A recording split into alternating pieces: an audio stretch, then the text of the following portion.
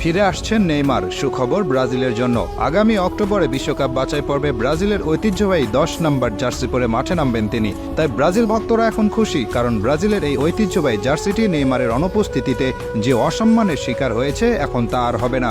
আগামী অক্টোবরে শক্তিশালী দল চিলির বিপক্ষে খেলবে ব্রাজিল। বিশ্বকাপ বাছাই পর্বে ব্রাজিলের অবস্থা এখন খুব ভালো নয়, আছে 6 নম্বরে। পৃথিবীর ইতিহাসে একমাত্র দল ব্রাজিল যারা সবগুলো বিশ্বকাপের আসরে খেলেছে।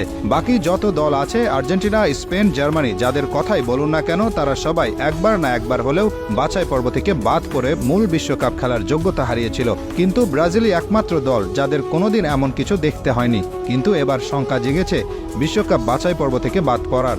আর তাই এমন সময়ে দলের প্রাণভোমরা নেইমারের দলে ফেরার এমন ঘোষণা আশা জাগিয়েছে ব্রাজিল ভক্তদের মনে, কারণ নেইমার কি জিনিস সেটা সকলেই জানে। নেইমার এমন একজন খেলোয়াড় যিনি একাই পারেন একটা ম্যাচ জিতিয়ে নিয়ে আসতে। বর্তমানে ব্রাজিল দলে যারা আছেন তারা সবাই মিলে যত গোল করেছেন, নেইমার একাই করেছেন তার চেয়ে বেশি।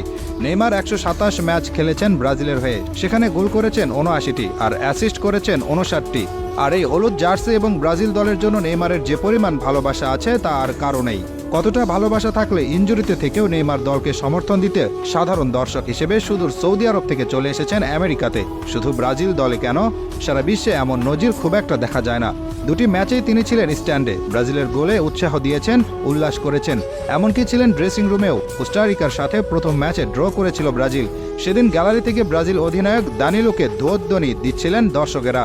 দানিলোও এগিয়ে গিয়েছিলেন তাদের জবাব দিতে, কিন্তু এগিয়ে আসলেন নেইমার, দানিলোকে বুঝালেন, বললেন এই মানুষগুলো ব্রাজিল দলকে ভালোবাসে, তারা এই দলের খারাপ সময়টাই মেনে নিতে পারছে না। বুঝিয়ে শুনিয়ে নেইমার দানিলোকে নিয়ে গেলেন ড্রেসিং রুমের দিকে, দায়িত্ব পালন করলেন বড় ভাইয়ের।